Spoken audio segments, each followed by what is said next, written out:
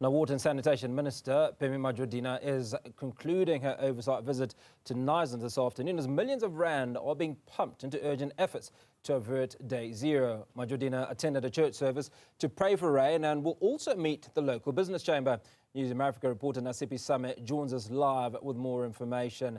Nasiphi, good to speak to you this afternoon. Just to walk us through outside of the prayer service and the hope. What else is expected to avert to Day Zero?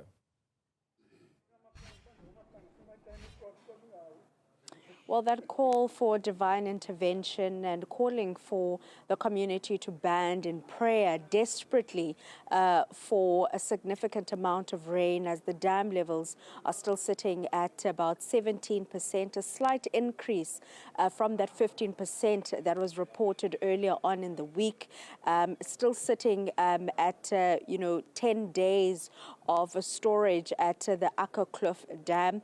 But to talk to us more about not only the interventions, but also what has been put in place and rolled out in the Knysna municipality, I'm joined by Johnny Douglas, who's the Knysna municipality head of the JOC. Thank you so much for your time.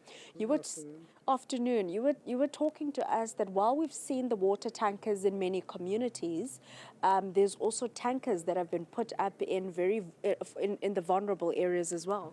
That's correct, and good afternoon. We've started to roll out some of our water tanks, the JoJo tanks, sponsored by the Gift of the Givers. So we've started with our old age homes, the correctional services, which only have 2 JoJo tanks available. So we've added some JoJo tanks there. There's about 600 inmates that we need to look after at this time. And then we've also started preparing for Day Zero, where we're going to roll out about 211 JoJo tanks within the area. The schools, we've also started to look at our schools, all the schools, clinics, hospitals. We had a meeting with the hospital management of each clinic as well to focus on the total number of JoJo tanks per clinic. If they don't have JoJo tanks available, we will make provision for that and place it with the schools and the health facilities.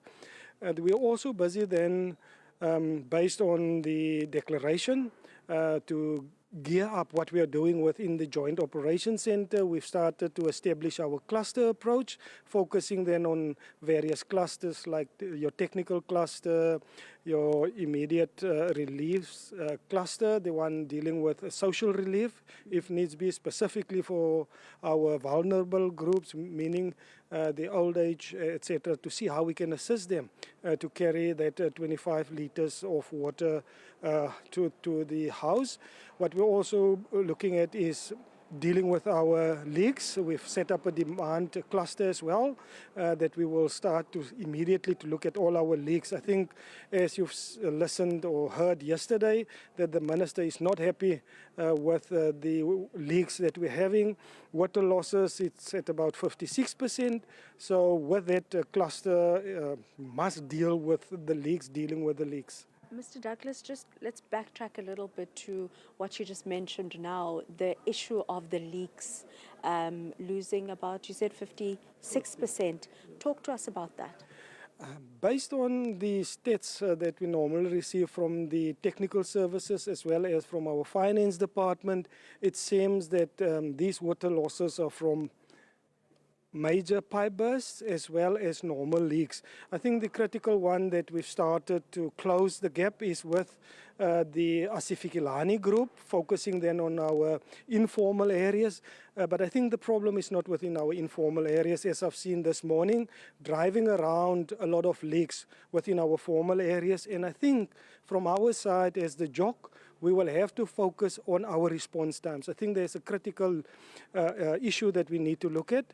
The response time is between 2 to 3 hours on a major leak, which is totally unacceptable. So we need to look at how do we deal with a response team with a 3-ton truck that can immediately be dispatched to deal with these big leaks that we are having within the area. I think what is also then contributing to these leaks is the aging infrastructure, the asbestos pipes, as indicated by our executive mayor. And what we will have to look at within the JOC is to see how do we replace some of these asbestos pipes when we have a break. We'll have to leave it there. Mr. Johnny Douglas, the head of the manager of, chairperson of the JOC in the Knysna municipality. The minister is currently inside the municipal offices, where she will now be engaging with the Knysna Business Chamber to engage with the business sector as to the plans that the municipality and national government has in averting day zero.